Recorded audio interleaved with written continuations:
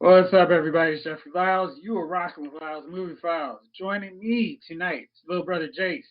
How are you? I'm doing well. How are you, sir? Outstanding. And Jay King. How are you, sir? I'm doing well, man. I can't complain, and I hope all of you are too. Okay. Yes, I'm doing well so far. It's been a very interesting week.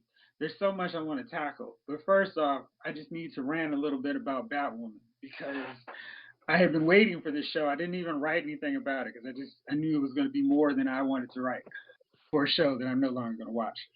So a few episodes ago, I told you guys how annoyed I was because they kept focusing so much of the show on Kate Kane, who was presumed dead. And Ruby Rose quit the show, so there was no payoff to this. And they introduced a new black Batwoman, Ryan Wilder, and seemed like she was getting shortchanged because half the supporting cast, I'm sorry, the supporting cast was still connected to Kate, and they were all concerned about Kate. Like, hey, what's going on? The only one who seemed invested whatsoever in Ryan was Mary, and everybody else was, hey, what's Kate doing? Can we find Kate? Where's Kate? In this past episode, the writers tried to throw in a big monkey wrench. Kate is alive, and she's now been recast as the well, man, what's her name? I forgot that fast. So, Jace, you Girl, watch the Krypton. girl from Krypton, the Yeah, blonde I think haired her girl. name is Wallace Day. Yeah, I think that's about Yes, right. Wallace Day. She is going to replace Ruby Rose as Kate Kane, and that's actually pretty good casting, assuming that Wallace Day actually does dye her hair red. Um, because that way she can look like Kate. I don't like when they do this silly thing of I'm gonna play a character who's always been a blonde, but I'm not dyeing my hair and looking at UCW shows for Green Arrow and Flash. And the Snyderverse with their version of Flash. Nobody wants to make Barry blonde. Anyhow, so we're finally gonna get Kate came back. And okay. Um Yeah, so I'm just pissed off because now it seems like we're going the classic comic book thing of, hey, we're putting a black character here, and psych, now we're bringing back the old person. I feel like in comic books, you can get away with that better because everyone knows by this point, hey, we're replacing Spider Man, we're replacing Iron Man, we're replacing Green Lantern, we're replacing insert character name here with a black guy, Captain America, with a black guy. We all know eventually the traditional old school character that existed for decades will be back to take on the mantle of said character. With Batwoman, the show, the writers, the producers were all trumpeting the fact that, hey, we've got a black Batwoman. It's going to be so exciting. It's going to be so fresh. We're going to represent her unique take on Batwoman. We're going to give her a wig and a silhouette that makes it very apparent that she's a black woman. And we're going to focus on storylines that cater to her. And then I was like, psych! We're bringing back Kate Kane, baby. And I don't like that just because, I mean, I don't care where they go with it. I don't care if Ryan stays Batwoman because Kate is always going to undermine her as a character. I mean, she was presumed dead and was undermining her as a character. And now that she's returned, they're not going to focus on Ryan much at all. And we already have Alice to focus 100% of the time on anyway. So I have no interest. I took my DVR in the most satisfying manner possible and said cancel or delete and cancel upcoming recordings. And I feel pretty good about that. Jace, do you have any thoughts about this Batwoman fiasco? Okay. I actually saw the casting. Like, I had actually just watched the last episode of Batwoman. And I'm like, okay, well, at least we're moving this whole Kate Kane story along. And at the end of it, she's in the story presumed dead. And now, like, hey, we've recast Ruby Rose into, Wallace Day. It is like, y'all couldn't have done this before the season. If you're gonna switch it up, like do it before the season. Krypton had been canceled for a year or so. You guys could have done it, moved on. You could have made your storyline whatever. If you're not gonna write Kate Kane and Alice, especially based off this last episode. If you don't write them out after this storyline, it's literally like, nah, like you. I mean, I think you're I mean, what you basically laid out is correct. Because it's like by the end of this season, if not earlier, Ryan will be pushed aside to put Kate Kane back as Batwoman, and it was never a guarantee that that wasn't going to be the case. But it was like, hey, we're doing, we're like I said, they're trumpeting everything, and then all of a sudden, nah, that was only a temporary thing. We're going to get back to, even though we put Ryan Wilder in the comics, to try and accommodate this, we've now decided, yeah, we're going back to the Kate Kane, yay! And it's like you guys almost were trying to do something good, and then now you just go, I mean, just do it in the crappiest way possible. It's like y'all could have just recast. It would have been so much easier, but y'all screwed it up, and now we can put the paragon of whatever back in her seat, and we're back to normal. It's like back to our usual status quo. Like, yay us. Yeah, I'm just not a huge fan of it because I feel like one of the reasons I gave Batwoman second season a shot was literally because of Ryan. Because the first season really dragged. I didn't really like Ruby Rose in that role outside of her interaction with the other CW characters or heroes. I felt she was just kind of flat and dull, and that kind of flat dullness worked compared to some of the more charismatic performers like Melissa Benoist, Grant Gustin, and Stephen Amell. But left on her own, she was just kind of, it felt like she was doing a Batman impersonation. I wasn't digging that. Yeah, but couldn't be Batman because Oliver was Batman. Right. So, right. It was... Yeah. So she felt like a Batman impersonation by way of a second-rate Arrow impersonation. So it was just, she was just poorly cast. I mean, to me, like we were invested in that show early on because having girls, you want to see this kind of superheroine representation, right? And then after watching for about a month, we realized, okay, this show stinks. And you're trying to give it a chance. You really are. And the thing about a show like that, I can almost deal with bad writing if the actors and actresses are really, if everyone involved on the screen is really trying to put this thing together, right? Like a show that I watch for my girls is, what is it? Mayim Bialik's show, Call Me Kat, because we all loved her as Amy Farrah Fowler. And my girls too young to remember Blossom, but that's how they came to know her. So we said, oh, Mayim Bialik has a show. We'll watch Call Me Kat. Call Me Kat is dreadful. But because they didn't have a single commercial that made me laugh and think, I should watch this. I was like, I know that wasn't the part they were thinking was funny to get people to watch the show, right? Because I wasn't. Jeff, you could go through a whole season and not compile a 30-second promo that would get anybody a chuckle. You were watching strictly based on Leslie Jordan is involved and Mayim Bialik is involved. That's it. They do have Kyla Pratt on the show, but saying all of that to say, not even talking about Call Me Kat, but it was the same thing with Ruby Rose in Batman. I'm sorry, Batwoman. We watched and invested because we wanted to like this show.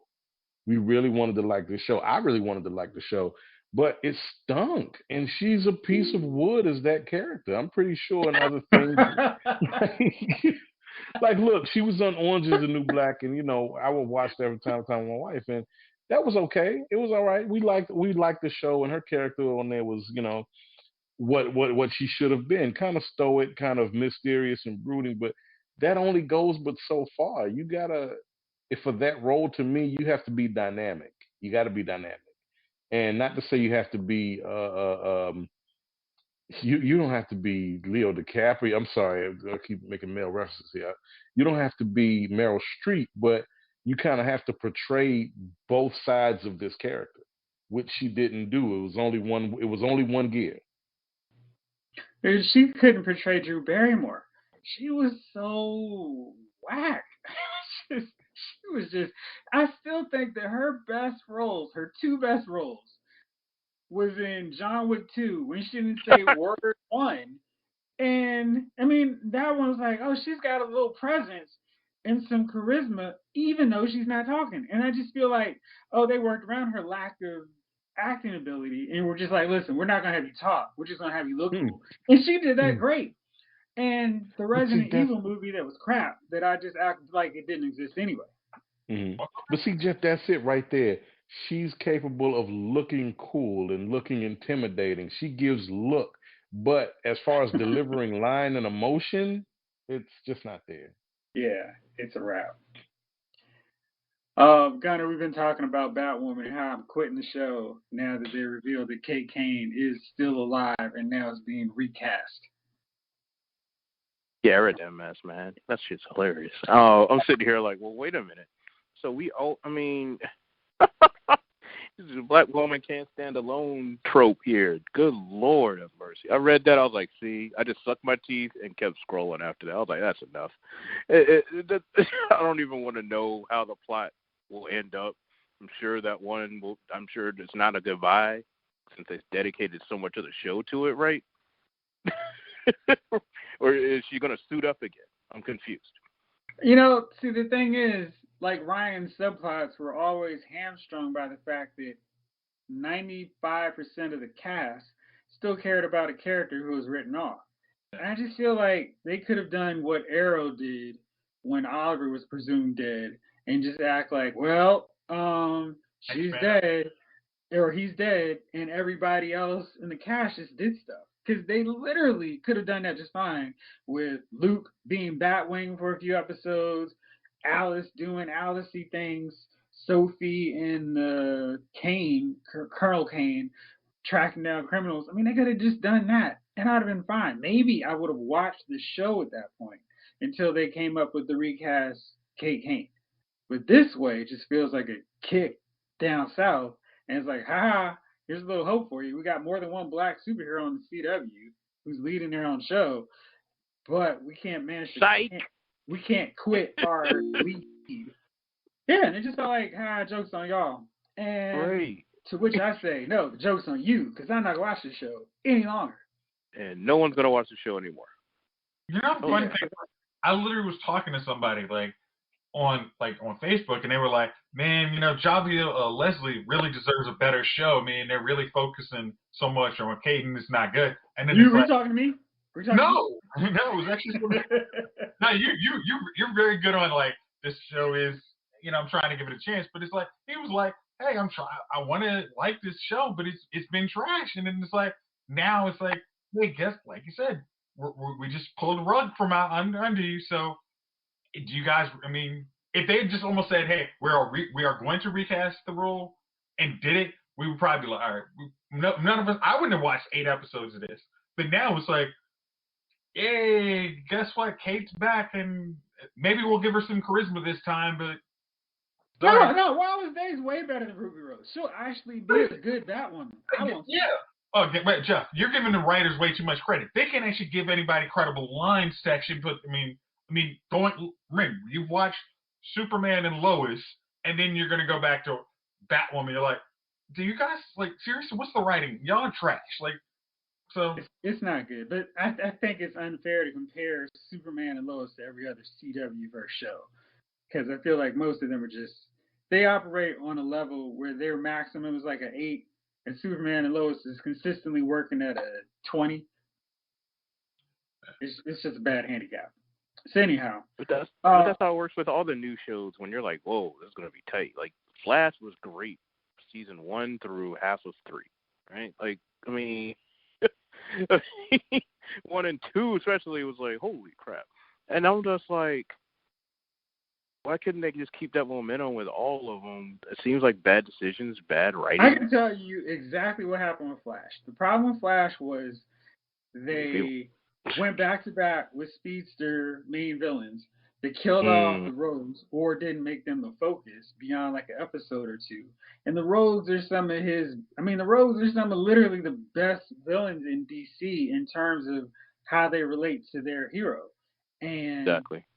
they just sidelined them, made them a joke, or made them anti-heroes in a spin-off of questionable entertainment Very value. questionable And stuff. it's like, well, what do you expect? So then they have to keep coming up Yeah. with these random villains, and it's like, well, okay.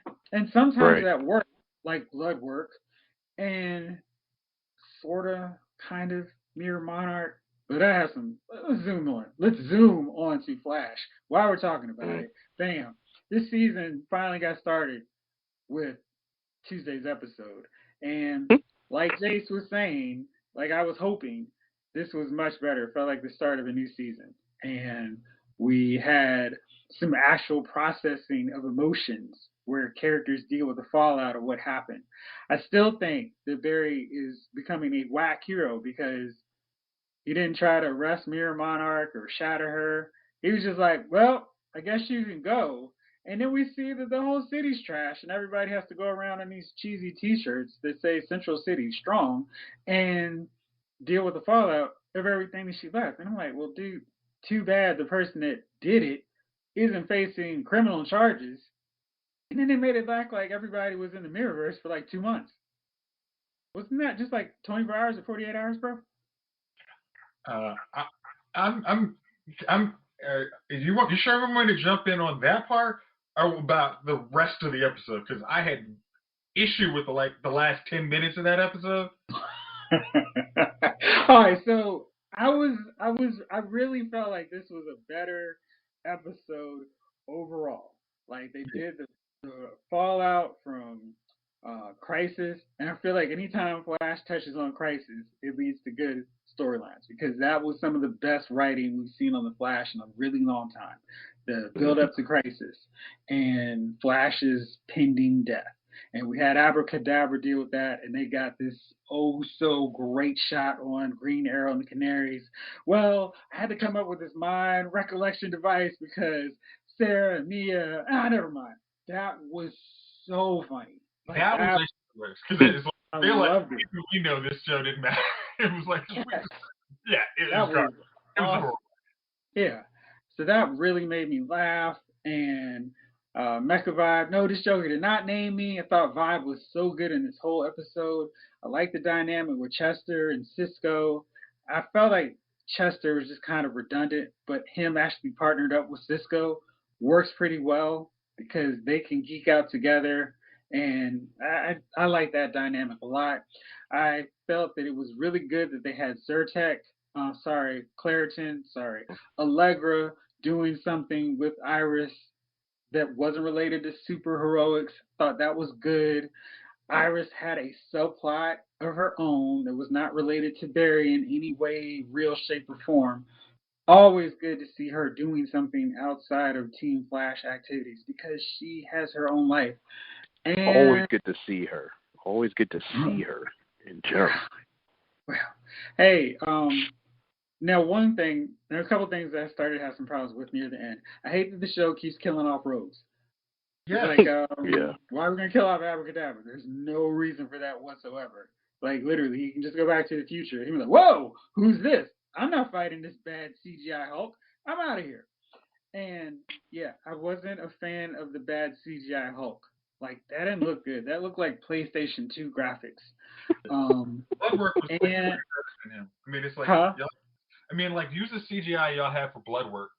Yeah, it felt weird because it's like if they're doing the different versions of the forces, the strong force, and I assume that's the representation for the strong force, you don't have to use a bad CGI character for that. You can just make some regular person and give them super strength.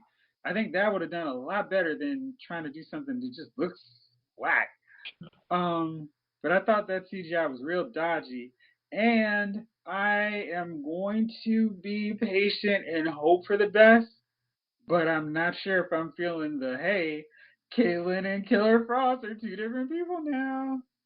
Okay. Like that really, if I had a cringe emoji that I could put up right now, I would put it up right now. Okay. So what issues did you have? So my issue is once again, my thing was like, okay, hey, Abracadabra kills somebody in the first 5 minutes of the show. hey, I'm gonna handshake you, let you get away with that because crisis happened. Right. Like, I do feel bad about that too. Yeah, that was whack. I was like, so we're just gonna let man's killer just. Hey man, I'm sorry, crisis happened, but you're fine. Like, I'm sure your family will feel real awesome about you just killing him just on GP when you could have literally moved him out of the way. But crisis happened, so you're excused for that. Like, come on, like, I tried to save you, and I'm not gonna put you in jail, like, because the funny thing is, like, Barry cares about in the comics, he cares about his rogue. He wants them to get better. He's not a jerk about it. So he's like, hey, I'll put you in Iron Heights. Hope you become like Pied Piper and get your stuff better. But I'm not going to just let you walk all over us. I mean, it's like, if you put a body on the ground, we're not going to let you, hey, man, just shake my hand and we'll get over it. It's like, you rob a bank. Well, hey, can you put at least half of it back? And we're okay. Just cover your expenses on this last robbery. We're fine. Like, I was just like, come on, man. You're threatening to kill the city, and I'm pretty sure you killed a dude in Argus. But yeah, hey, just shake my hand. Sorry you lost your family. And I was just like, I didn't think that was just like, don't make him a chump. I understand he's got his own issues, but don't make him a chump. Like, make him a hero. Like, hey, I'm trying. Hey, I see his mistake. I'm sorry, crisis happened, but your tail's going to jail and figure out how to abracadabra. But no, again, going back to what you said, hey, we're going to either kill off a rogue or neuter him. It's like, I understand y'all didn't make the rogues a big thing. And then you try to come up with Rogues 2.0, like the female version, and that didn't work either. But it's like, you guys are missing easy, non-CGI characters that will cut your budget, because you don't have to do Mara Monarchs all the time and cut like 3 episodes worth of CGI effects. It's like, just go with the dudes you can write a story of or a quarter of a season on. Make there some kind of arc where they need to be dealt with. And then kind of, like, I know you said, like, season 3 was kind of dodgy, but it was like the first one when you had Alchemy, it was like, oh, Alchemy is not a speedster. Okay, cool. And then we switched to a speedster. It was like, we were good when you had you could have just fought Alchemy and not had a speedster. And then you went back to a speedster. And then it's like, and then you get season 4 and you get the Thinker and half that Barry go to prison crap. And it's like, you don't like when the heroes Thinker started so well. The Thinker one started damn well. Oh, I'm still pissed about that. Yeah. He is the biggest example of them stretching out a good villain. I feel like if Eric Wallace was in charge of the show, he wouldn't have let Thinker go the full 22 episodes. He would have ended it at the halfway point, at 11 episodes, then moved on to another villain. Hey, and just Bloodwork was a perfect example of that. Bloodwork could have been stretched out. Like, early writing would have stretched him out way too long, and they'd be like, I can't figure out how to beat him. I can't figure out how to beat him. Hey, I figured out 1 second after the record of season finale how to beat him. And I'll pour some oil on him. Oh, who knew? I mean, better than unplugging the chair. Jesus Christ. Oh yeah, Ralph just changed into Ralph. Who knew? Unplug the chair. Oh, good. There you go. Jesus. All right, so you're not as optimistic as I was. No. Like I said, I like the episode. I'm a little cautious about where they're going to go with Caitlin and Frost. Like, maybe we kill Frost as a bad guy at the end of the season. I feel like they screwed that one up like weeks ago. I mean, years ago. I feel like they did that Incredible Hulk type thing. You know what I mean? Oh, every time she might change. I'm like, what the heck?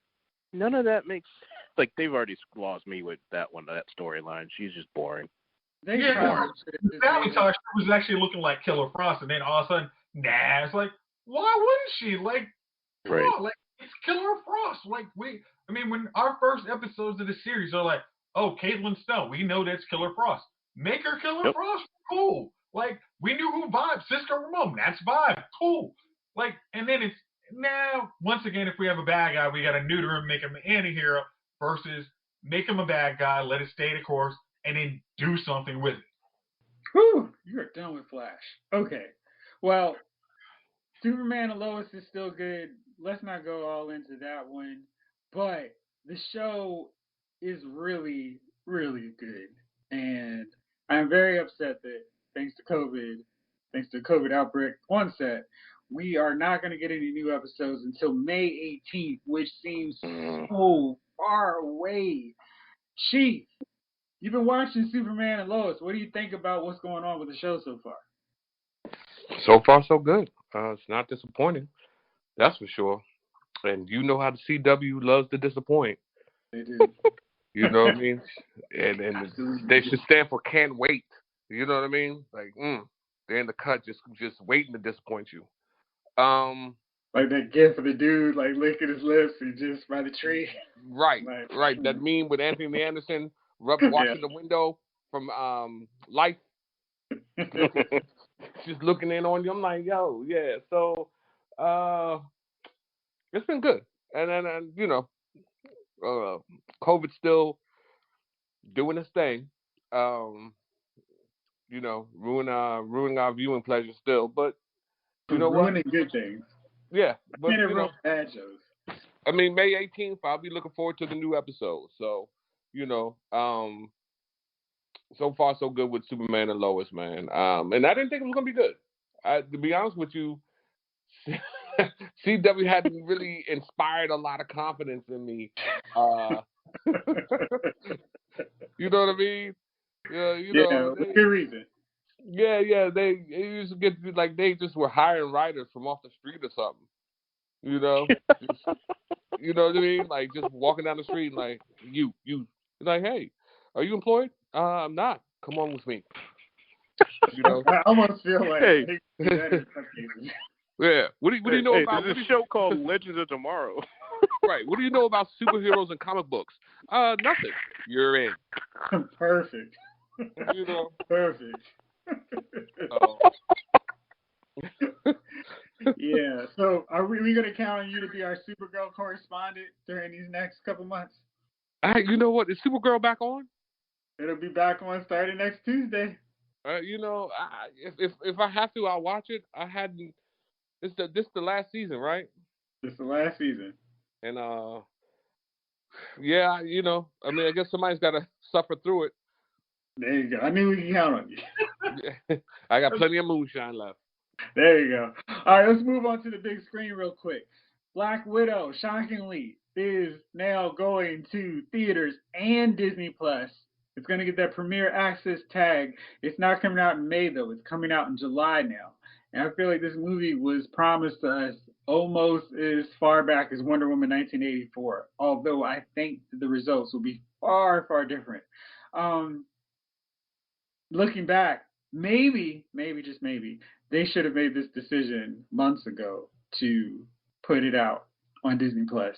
Get that sweet $30 premiere access charge and be surprised at how much money it makes. This is going to be the first big major blockbuster on a streaming platform and theatrical release. We've had some other ones that have been kind of big. I guess you could say the same for Wonder Woman, but that came out on Christmas.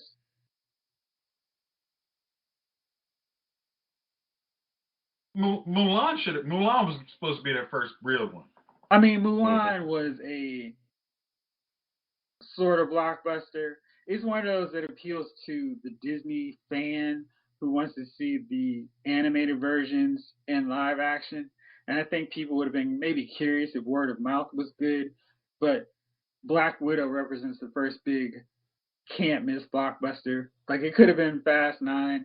Maybe it could have been A Quiet Place 2. But this is the first one that is Marvel Studios basically means $1 billion for every movie at this point. So this one being the first one to come onto this platform and in theaters could represent a major shakeup to how we see movies in the future if Black Widow does pretty well with whatever they make on Premiere Access. Javon, how do you think this is going to play out? They're going to make a ton of money.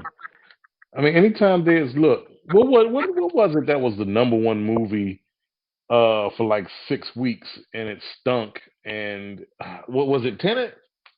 Avatar? No, sorry. Doing COVID, Gunner. I want to say it was Tenet. It's like, look, no matter what it is, if right now we're so starved for entertainment, we're so starved for new content. Like for example, we've been home like every damn body else. HBO Saturday night usually was the premiere movie from last year. Like it was a premiere of a blockbuster from last year, right?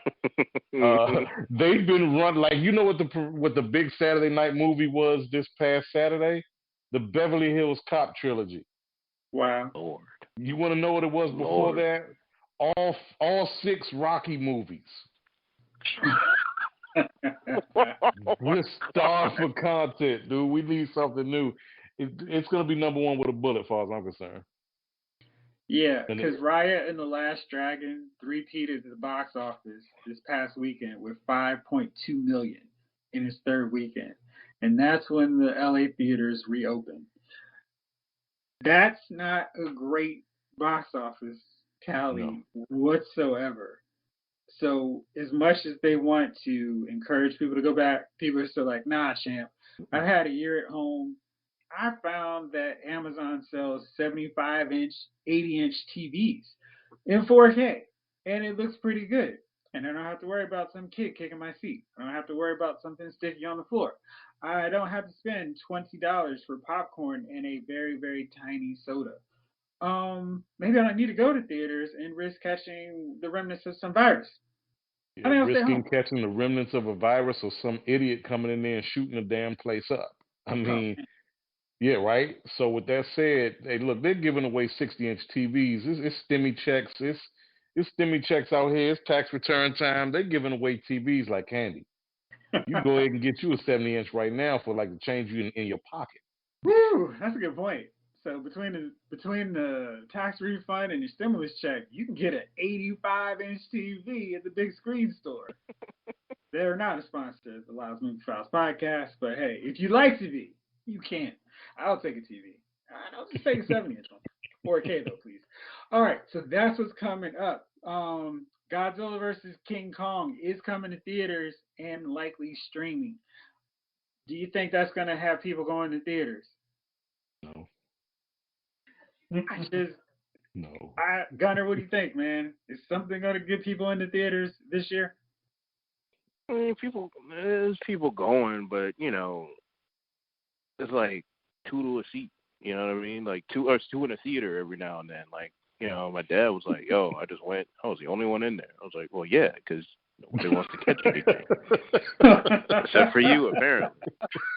You know what I mean? Like, right? That's kind of how it is. So I don't understand the people that do go. I'm sitting here like, look, theaters were nasty then, so why would I? Whatever.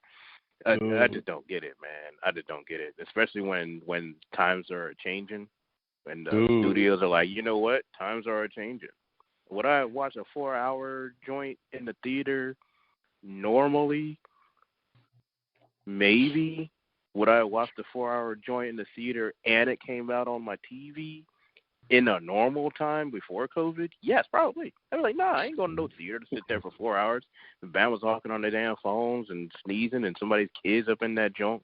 Nah, I'm going to watch this joint right Dude, here. oh gosh. I mean, can you imagine that first time there's a lot of people in the theater and somebody's baby starts crying and there's somebody on the phone like, what the heck are you doing? And it's I'm like, out.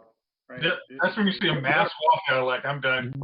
right. I didn't acknowledge Wait a They're that. minute. like, this joint, I don't they're have like, to wait, deal this with this joint's at on home. HBO at the same time. Okay, cool. All I, right, I let me was get the hell saying out of this. here. I was saying this before COVID. Our technology is going to change. It changes the way we've done everything, right? The Everything. movie industry is going to be no different. I can buy a 4K TV, 75, 80, 90-inch surround sound. I've brought the movies into my home. There's no movie experience like we were when we were all kids. The experience, of course, you didn't have these things, right? But the experience of going to the movies was a hell of a lot different than it is today. It was an event and it was an experience. It was a shared experience. So you didn't have an asshole sitting in front of you taking a selfie, letting their kiss ass chorus online know that they were at the movies. You didn't have the person who absolutely had to send this text in front of you with that light beaming the whole time. telling somebody they're at the movies. You didn't have today the narcissist culture where we ruin the experience of everything. You can create that experience in your home. I Hey, can't put, yeah. Javon, the one thing I will say that as a big event kind of guy, it was really cool watching Avengers Endgame the first Mhm. time with the audience and everybody getting excited when Cap got the Right. hammer. And because that's something you can't replicate. Like after Mandalorian's season 2 season finale, I Mhm. actually went online. It was just like, oh, everybody's hyped up about it. And that's something, if we were watching it in theater, I mean, it's totally different. But It'd be that's something everybody would have lost their minds right. collectively in the theater on. But for the most part, I don't think a lot of people would be doing that in Godzilla Mm-mm. versus King Kong. I don't think they'd be doing that in Here's the Mulan. thing, but here's the thing about that, Jeff. You just touched on it. Those moments are far and few between when it comes to the movies that we see. They're Mm-hmm. far. The anticipation for Endgame was, you can put that up there with any of us. Unprecedented. Yeah, you can put that up there with any of these kind of event movies. But how long has it been since before that? How long has it been where you had that kind of experience? I would say The Force Awakens, probably. And then Infinity War for people who had managed to avoid spoilers. Hmm. Because it was a collective silence when people started fading out. So that was Yeah. a unique thing to experience in a theater. That hush, like, what the heck is happening? Are they killing Black Panther? Are they killing Spider-Man? That You was know, great. It was it was pent different I for us was because I had smiling. I some was looking. jerk. I was like, Hey, dude, Gunnar, we had some jerk saying, "Nah, they all gonna live. They're gonna be in the next one. Watch." Like, come on, dude. Shut up. And that's, I and that's mean, of course, but shut up, right? Like, yeah, going back to what you said, like the Mandalorian one, you would have had the jerk saying, "Oh, you know that's Luke Skywalker, right?" And then everybody's You're like, right. That would "You have been. There would mother!" have been somebody who would have been like, "Look, I'm smarter than everybody else." That's probably Luke. Bruce Yeah. Willis is dead. Yeah, exactly. And then their two friends laughing at him. Everybody else like, "You killing it. You killing it." Hey, what's up, everybody? It's Jeffrey Lyles. I've got a brand new giveaway for you. Now on digital, you can check out Freddie Highmore, Astrid Burgess Frisbee, and Famke Johnson starring in the action-packed thriller The Vault, which you can buy or rent today. A team of master thieves attempt to pull off the score of a lifetime by breaking into the world's most impenetrable vault to steal the legendary lost treasure locked inside. You can buy or rent The Vault tonight and bring home the exhilarating action thriller home. It's rated R from our friends at Paramount Pictures. And like I said, I'm doing a giveaway. So, how do you get one? All you've got to do is hit me up on lylesmoviefiles@gmail.com and tell me why you want to see The Vault. And you can get a free digital pass for it. So, check it out, The Vault from our friends at Paramount Pictures. Rated R, which you can rent or buy tonight. Now back to the show. Gunner, since you queued us up, let's get into it now.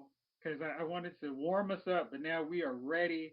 It's time to talk the 4-hour event that was Zack Snyder's Justice League. Gentlemen, I know you've seen it. Javon, I know you're midway, halfway, partially through it. But for those of you that did experience this 4-hour escapade, what did you think?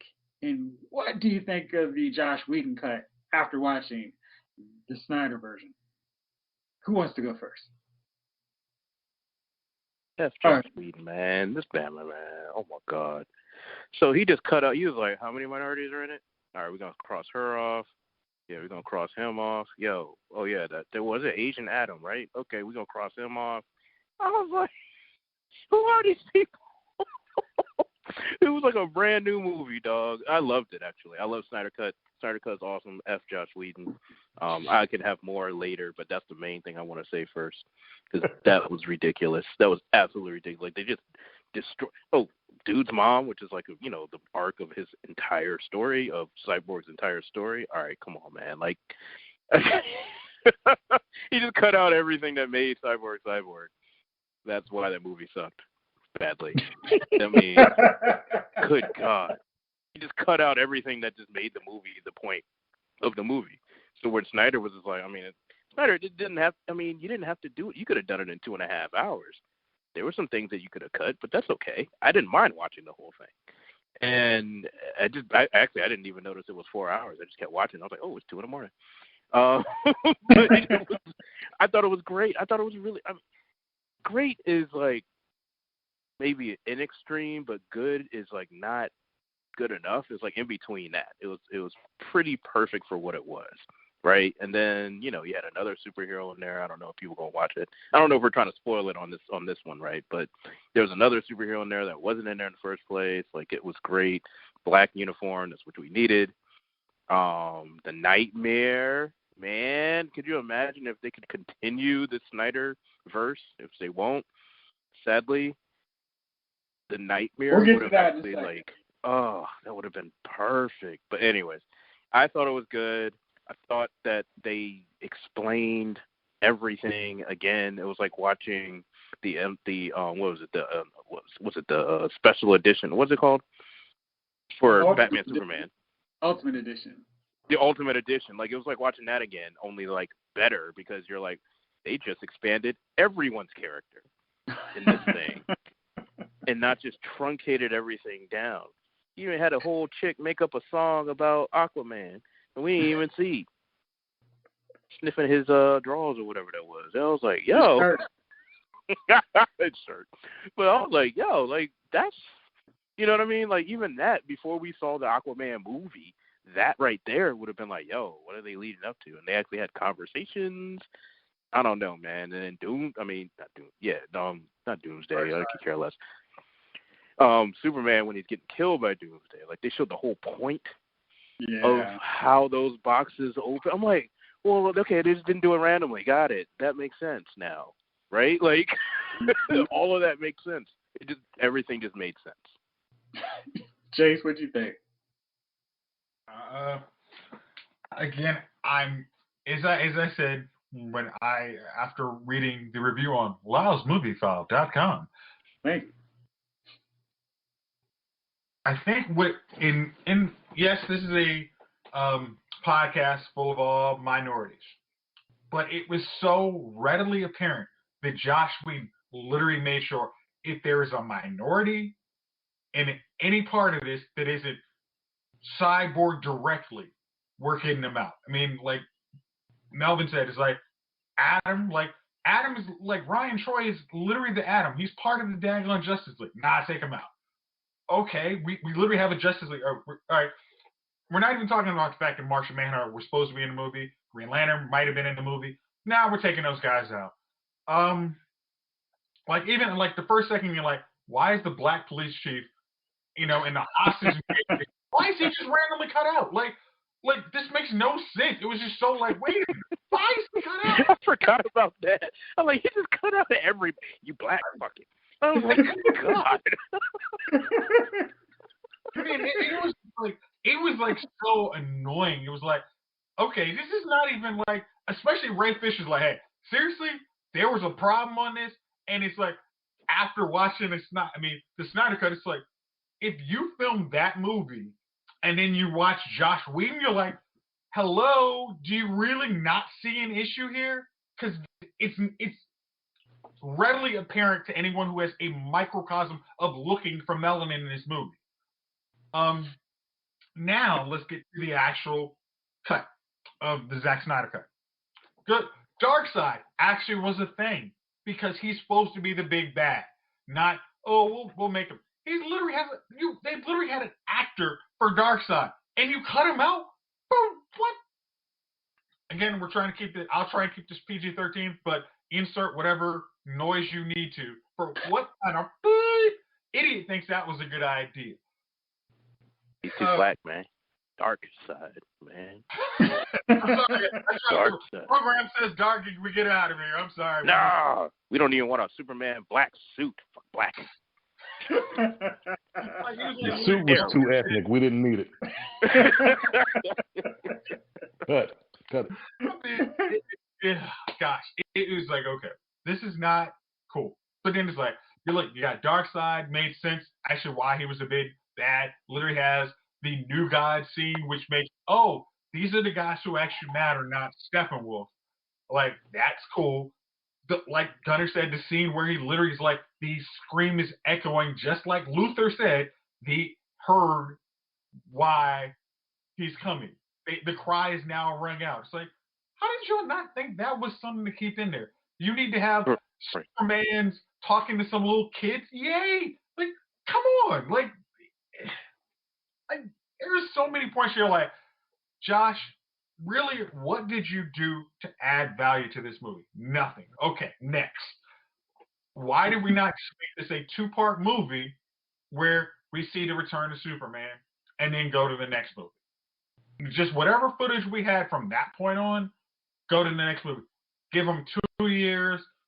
I mean, let Zack Snyder have 2-3 years, whatever time he needs. Like, that was the way to go. Like, man, it's like the Amazon. I mean, let me go to the next part. The Amazon fight, which was actually much cooler.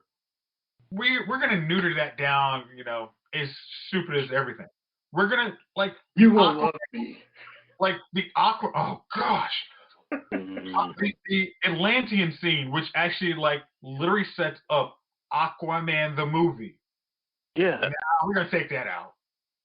Every part that literally is like why Aquaman follows this movie. Now we're gonna cut that out. I mean, and I've watched this movie one time, and I said the first part is how much they cut out. I'm angry. Then I'm gonna watch it to enjoy it, just like I did Batman Superman Ultimate Edition. And yeah, I'm not. Yeah, someone else take over. All right, so it was funny because when I was watching it, I kept pausing and calling Jayce and going, "Hey, can you hurry up and finish watching this movie so we can talk about it?" And I was like seething with red rage, like I was part of Atrocitus' crew, and going, "I can't believe they cut this part out. This is so stupid." And it was really weird watching it because I felt like Zack Snyder doesn't do a movie in a traditional sense. Like, he just doesn't have that capacity to do a 2-hour movie. And I think he's a filmmaker. You just need to let him do his thing. Go with him in the editing room and, like, scene by scene, break it down. Like, all right, Zack, what do you want to accomplish here? And I think maybe with this, you could have cut it down to 3 hours. Maybe. I didn't feel like there was a lot of it that was cool. Like, maybe we didn't need the sweater sniffing quartet song. Yeah. Yeah, Song. we probably didn't need that. Songstress.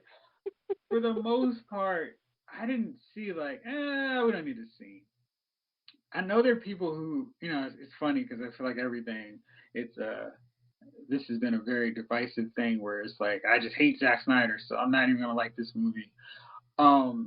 But I feel like if you're down with the way he tells the stories of these characters, you'd really like it. Just because he's like, I don't care if it's too much. There's no such thing as too much. I'm just going to go over the top. And people who like my style of movies are going to love it. Chief, did you see it yet? And if so, what was your take on it? I did see it. And it basically was a whole new movie. Let's just take the part where they revived Superman, right? Yeah.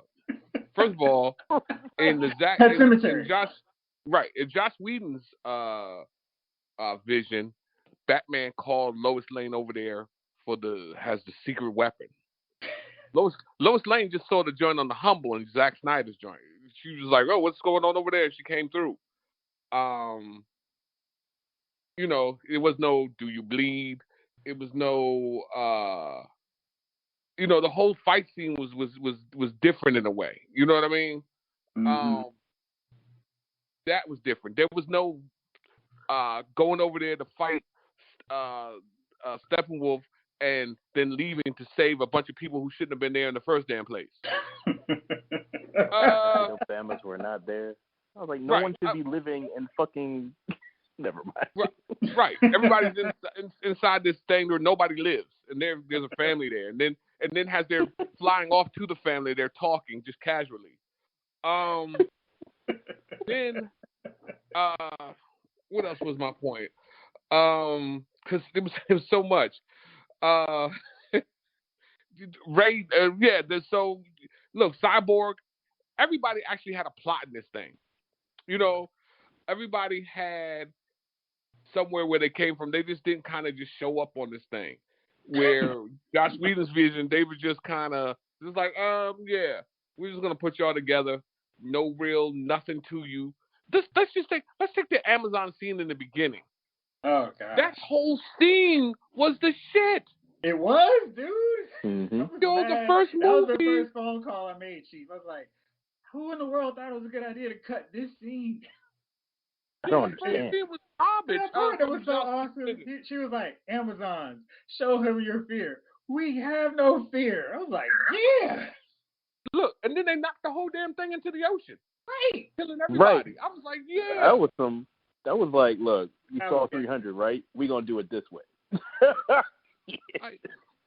Like I couldn't. Then you had no idea in the first in Josh Whedon's vision that him and Steppenwolf was trying to get back into Darkseid's good graces. Right. You Which had gave no an idea. actual point. Like you just thought this dude just came just from out of the blue to just wreak havoc. The unity. But he was there for a purpose. Like it just listen. Even the beginning when this thing started and Superman screaming and his voice was echoing all over the world. Yeah. Like that was cool. Yo, like just things that happened that just wasn't. He was just like, yo, like they got this whole new. The ending where they kill him and Wonder Woman beheads him. Oh and yeah. he flies into like all that was good stuff. And they I mean, how do you cut all that? Like I don't even know how. And then Aquaman wasn't black in this movie. He wasn't with the hey, all right, yo, they cut all that out because I hated that he talked like that in the other movie. Yo, what's up, bro? How you feeling, man? Yeah, all right, my G. I'm like, what? My man. Don't talk like, yeah. So a lot of things that they did just made sense. Like you rarely saw something that occurred in the old movie in this movie. Like I said, I could think of maybe like 3 parts where this movie was the same as the other movie, where I said, okay, I recognize this from the other movie.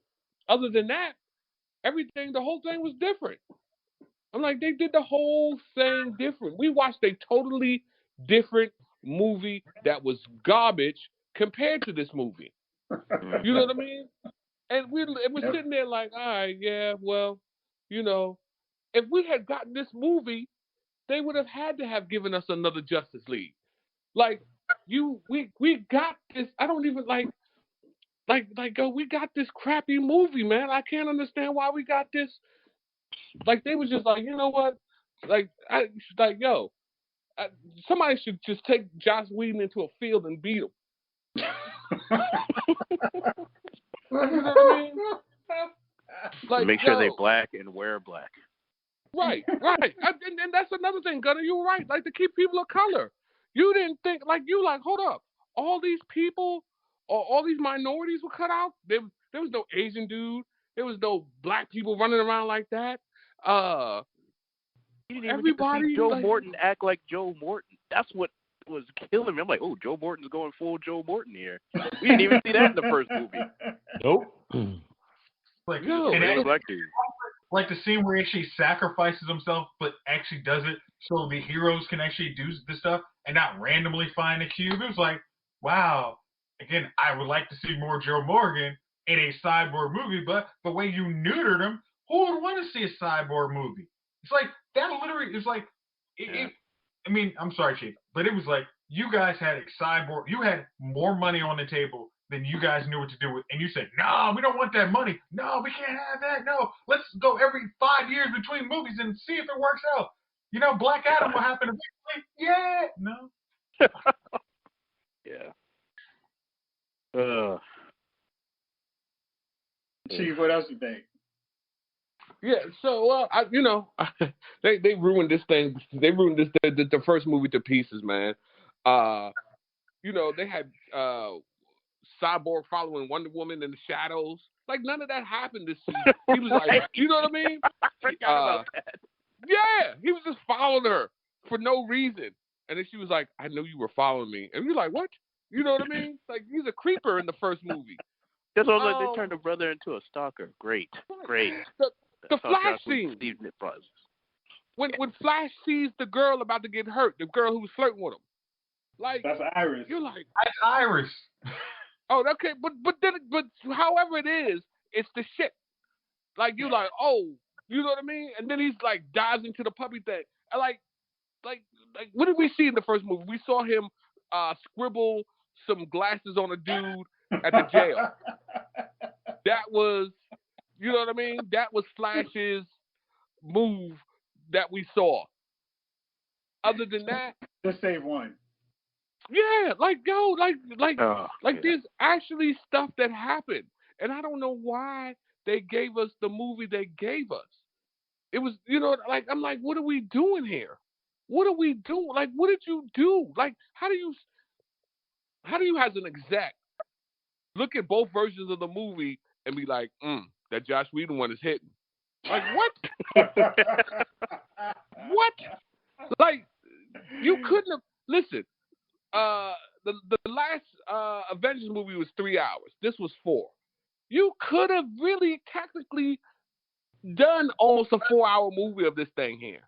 It's okay. It's been proven to be okay, and this movie would have gotten rave reviews. People would have went there and enjoyed the hell out of this movie. And it seems like I don't know, man. DC just like, is that stove hot? Well, it looks red. Man, go on and grab it. A full grab? Yeah. Don't just try to hit it and move your hand away real quick. Just put your hand there and let it happen. And they just do it every time.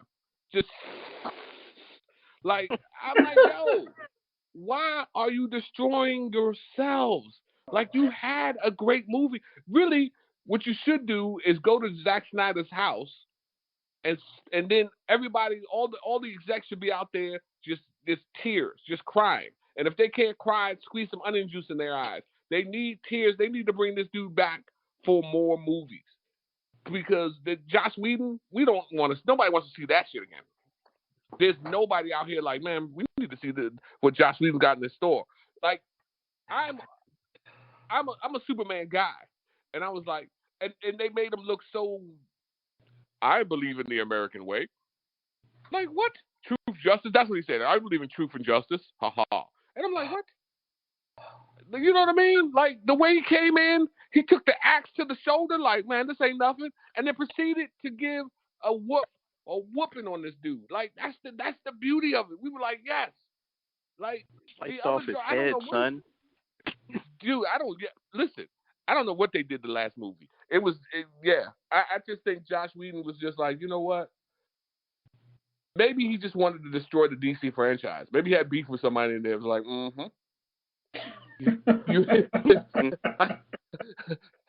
I know you dated Lucy back in 3rd grade. I don't know. Maybe there's some dude like that. I don't know. But he definitely wanted to ruin this franchise, because what we got and what we could have had was definitely 2 different things. You know what I mean? That's when your grandma makes those collard greens to when your girlfriend makes those collard greens. Like, Jody, you ain't got no fat on the back of your arm yet. You ain't got no fat on the back of your arm yet. Get out some greens. You know what I mean? I need that arm fat to hang over. That's when I know your greens is going to be good. You know what I mean? You got, your arm's still toned up. I don't want those greens. Don't give me no greens from no toned up arms. And that's what we got, man. We got greens from some toned up arms. We got toned up arms greens. And it was horrible. Horrible. Them greens got things that don't belong in greens in them. Right. She didn't use no ham hock. They use, like, organic. It's vegan. Vegan ass. A brick of tofu that tastes like with ham flavored tofu. I'm good. Mm-mm. That is the Snyder. I mean, that is the Whedon cut. That is the Whedon theatrical shit. Like, it was garbage. Mm-hmm. And I knew Skinny arm greens. Yeah, and I knew it. I was like, there's a good movie in here somewhere, but I just can't find it. And there it was, right there in front of me. It just needed to be expanded. Ridiculousness. 2 quick things. All right, so I feel like watching this made me upset because I feel like Warner Brothers dicked over Snyder twice. The Ultimate Edition of Batman versus Superman, there's still a lot of people who've only seen the theatrical version and go, that movie wasn't any good. And there's a Ultimate Edition that actually gives subplots and context to three of the four main characters, which you would think would be kind of essential in a movie. And second, that with this one, it really seems that not only did they screw over Snyder, but they kind of messed themselves up in the ability to create more versions of these movies. They have a multiverse, so they don't have to stay stuck to one version of any filmmaker. I think they still have the opportunity to do Snyderverse and still do whatever whack kind of Joker movies, spin-offs they want to do. They can do a Black Superman. They can do whatever else they want to do. But I think they also should kind of follow the Snyderverse up because it's interesting and it's at least different and committed to being different than the rest of them. Final thing on this, I was reading a conversation on Facebook with one of my critic friends, and they were like, "Oh, so I'm really upset that black people are falling for this Snyder Cut version, thinking, oh, well, he's just trying to be inclusive now." I'm like, well, maybe you could say that about some people. I don't know if they were just trying to be controversial, but I feel like they were really being committed to it. I'm like, you can't even say that because Zack Snyder, I mean, with Dawn of the Dead, some of the main characters are minorities. So it's not like he just stopped in and was like, oh, I'll start doing minorities and use them to get minorities all on board my movies. If you watch the Ultimate Edition of Batman vs. Superman, one of the key subplots is a black character who gets touched on very briefly in the theatrical version, but actually has context in the extended edition. And again, he is not a filmmaker with who shoots and creates his movies with restraint. He's like, here's my movie, and you need somebody else to help rough out, smooth out some of the stuff that can be cut. It can't just be somebody going in there going, oh, this is too slow. We don't need this. We don't need that. He's like, yeah. I mean, he's shooting this stuff. He wants it to be in the movie. And it's not, I mean, he shot 80% of Justice League. He did a couple of reshoots, but it certainly wasn't a thing of, okay, I've got more money and time to reshoot. I'm going to just start throwing in minorities. That's not how he's doing his movies. What y'all think about that? Because I was just curious and wanted your take on it. Whoever said that can go, you know what I mean. Anyway, dude, yeah, point me to who said that crap. That's ridiculous, man. First of all, let's just look at the damn timeline. When did this start shooting? Right. So this isn't like new wokeness right here. He was like, yo, let's take some DC characters. Look, they're also black in the comic and Asian in the comic and black in the comic. I don't understand the logic. Whoever said that just wants to be edgy or just stupid racist. One of the two. And either way is not good. Stop trying to get attention because nobody wants to read the shitty reviews. That's all I got to say to that person. Good deal. All right. Fellas, it's that time. We're going to do something else, but hey, we got a good show. So, who are your nominees for Dummies of the Week? Jayce, why don't you kick us off? Let's do something different. Have you start. Oh, totally different from the norm. So this week, my dummy of the week is whoever is the boxing promoter who decided we needed to have a rematch of Evander Holyfield and Mike Tyson. I know they thought that Mike Tyson versus Roy Jones Jr. was a good idea, but Mike Tyson versus Evander Holyfield, I don't want to see 60-year-old boxers fight. Like, I'm not paying a dime to do that. It's not going to have the same impact as when a guy gets his ear bit off in the middle of a fight and we're all like, oh my gosh, it's the most shocking thing we've ever seen in a boxing match. It's literally like two grown men basically are going to be hugging themselves because they're like, wait, why did we think this was a good idea? Oh wait, we're getting a paycheck. Let's just hold each other for 3 minutes and hope nobody figures this out. Whoever thinks they need to try and steal my money that way or anyone's money that way, yeah, that you're my dummy to week. If I wanted to see two grandfathers, if I wanted to see two grandfathers fight, I would go down to my great uncle's house on a Friday night in the summer when they're playing horseshoes for money and there's too much liquor involved. Nobody wants to see that. Gunner, how about you? I don't know, man. Anybody that I ain't got. I don't really have one because I don't even know who that dude is. The Action Jackson. What's his name? This dude that was somehow a relationship guru, and now he's like been caught cheating on his wife multiple times, and then they had the sexual video in front of his wife, and the wife looking like she was about to kirk out and kill him in 1 second. She's a little too quiet to me. You know what I mean? Like too accepting and too quiet. Like he gonna end up dying. So dummy of the week is him because he don't know he's about to die. That brother's gonna go to sleep thinking everything's cool. We over this, honey? Yep. Got my bonnet She's crazy. ready. Look at her eyes. She's got her glasses on, trying to be like, as long as nobody else sees what happens, they're all gonna think I'm all good. And then somehow he just happened to die. I didn't have nothing to do with it. Mark my words, he ain't gonna last till the summer. So Gunner, he is also my dummy of the week because I feel like you can't be an expert in something like that you cannot control. Like you can't go, I'm a relationship expert. That's like Steve Harvey saying I'm a marriage expert. Exactly. You just can't do this kind of stuff. Like I can tell you, I could be an expert at hating the Cowboys or the Packers because I guarantee you'll never see me rocking a Cowboys or Packers jersey in life. Bingo. So I could go on record and say, no problem, I can be your expert on hating them. But you can't say, I'm a relationship expert unless Halle Berry came through. Or every now and then I come through, but right. Marriage. Unless this Instagram model comes through my DMs, then I'm not a relationship expert. So yeah, but he's definitely and then this whole backpedaling and all this mess. Soft shoot. And then let's be clear. I didn't know who this dude was until this happened. Like you can't be that famous to be that important to be doing these damn videos and be going viral. So dude, he had a million followers. So people were like, "Tell me more on how to have a successful relationship."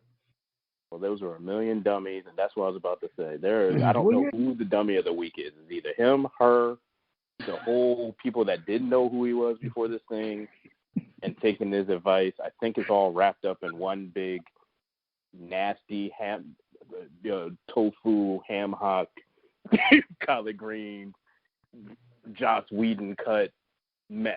Just that's all. They're all in that mess right there. Just throw it out in the trash.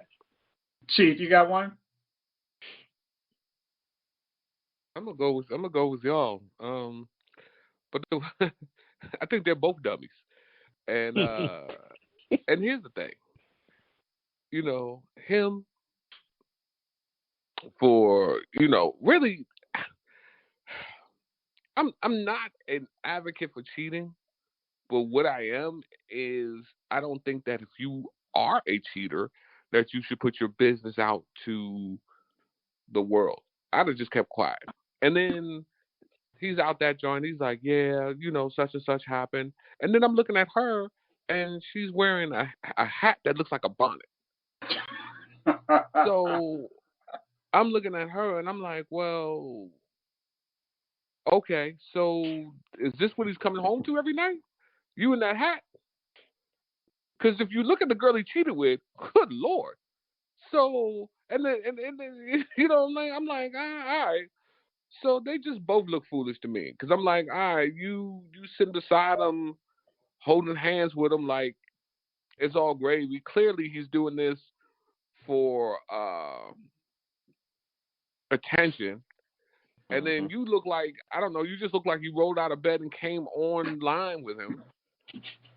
And I don't know. It's just, everything's just weird nowadays to me. I think I've gotten to that age where my father was, and I'll be like, yeah, Dad, such and such. And he'll be like, And I think I'm just at that age now where I'm just like, this is stupid. It's weird. Me and my dad are at that age, at the same age. Like right now. Me and my dad are like, what's going on? I'm like, I don't know.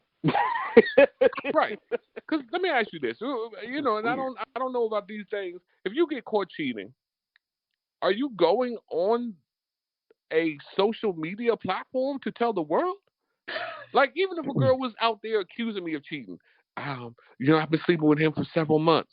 I'm like, I'm not going to respond to that. Because to me, it seems like more response would just keep it lingering out there. Now we're talking about it, like that. Which is that the point, right? Right, that Will Smith Jada thing.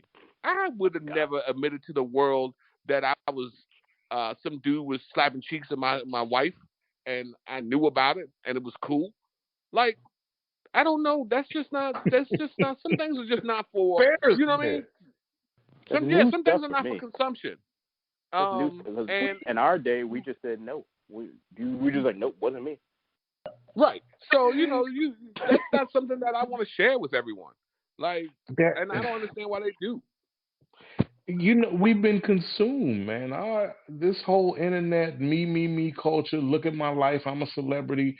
This is what you get from it. Nothing is done behind closed doors. Everybody wants a forum to display their life, no matter whether it's an accomplishment or an embarrassment.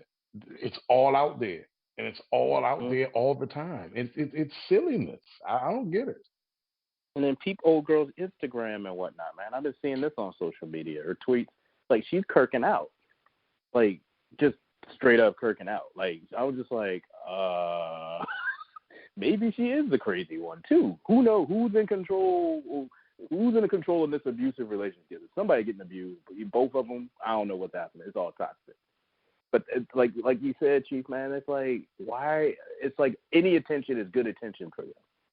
You know what I mean? I feel like this culture is like starting to turn more so into a very narcissistic culture, or at least these are the people that are cropping up on social media lately. So, I don't know. It's disgusting to me. We would just say no. Wasn't me. Jay King, you got anybody? I mean, I've been trying to narrow it down. I'm going to try to keep it to two, Jeff. Number one is everybody who bothered to go to Miami for spring break. all of yous. And it's not just because of COVID, man. It's because y'all niggas have lost your damn minds. Y'all have lost your damn minds. Like, I don't go to work. I'm a damn liar. I go to World Star and Fly Height all the time because I just love, as much as I shake my head and tisk, I love to see us act. It's the zoo. It's the digital zoo, man. It's just people acting like animals. And when you look this last few days, the dominant videos, every other video is what's happening in Miami right now. And you can't keep up with the madness down there. These two jokers raped killed this girl. That was tragic. But the other thing, just fights for the sake of fighting, twerking on cars in traffic. They stopped the Lamborghini in traffic to twerk on it. Some Freaknik stuff, man. They're trying to bring it back. Did you see the video where the dude was literally like coming out of a restaurant because he tried to duck out of the check, and then randomly there's a twerk off. They just start twerking in the street. Because these two servers at a restaurant trying to stop this guy from downing and ditching, and they caught him up, right? They bringing him back to the store. That sparked a twerk off in the middle of the street. What the hell is going on? I mean, it was just like watching that video, just like, seriously, what? It's like, I understand everybody was, in basically house arrest last year, but it seems like all the dumb stuff is now just, Miami just decided, unleash the Kraken of dumb. Wow. Release the hounds. It's the zoo. It was the damn zoo, man. I was just expecting some monkeys to start throwing their feces, man. That was all that was missing. It's the damn zoo, and all of you people. This is the scariest part about that. This is America's youth. These people are going to be running shit one day.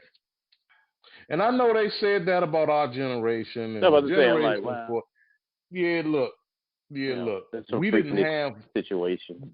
Freaknik and all of that. And I get that. I get it. And this is maybe me being on the soapbox and being an old man about it, But the thing is, we didn't have this kind of display format. And everything going on right now, this is the last thing we ought to be doing. It really is. It just shows the level of irresponsibility we have, not only to each other, but to our damn selves. It's just run amok. So everybody in Miami, y'all wear a dunce cap. I gotta add. I was gonna add Saw Weedy, whatever her name is, the raptress, the young female rapper, because she went on Ebro and them show, where they do the whole, all right, young rapper who can barely put a sentence together, freestyle for us, so that we can trash you for being terrible at your chosen profession, right? And I'm like, no, because the rules have changed. I'm not a fan of it, but I understand what it is. Nobody loves hip hop anymore. These kids don't love it. It's not an art to them. It's a means to get paid. It's like the block. They slinging rhymes. They change coke, crack, weed, whatever for rhymes. They just do this because it pays well, and they want to be famous. They love the all the trappings of being a trap star, whatever. I blamed Ebro. I reversed that. Ebro and that whole crew and anybody saying rappers are trap. You know that already. You know that already. A little tattoo face is not gonna come in here because when he's rhyming nigga with nigga, do not expect him to have bars doing a freestyle. Okay. Oh, God. That is all- one of the laziest things when they actually rhyme a word and then like do it 4 times. Like, It's the same word. you stand up and win. You use the next same word, right? Ignore What are we expecting here? What are we expecting here? Let's stop. Really, let's You don't stop. know my Vizio because you don't know my Vizio. What? All right, next You week. just not write something? Next week we're gonna come through with Falcon and Winter Soldier. We didn't get to talk about it, but Oh, we'll word. break down the first 2 episodes of what looks to be another exciting miniseries from Marvel Studios. Also gonna do more Best of the Franchise, and our countdown to episode 200 continues. So, fellas, as always, thank you for rolling with me. Thank y'all out there for listening. This episode of Lyle's Movie Files has been filed.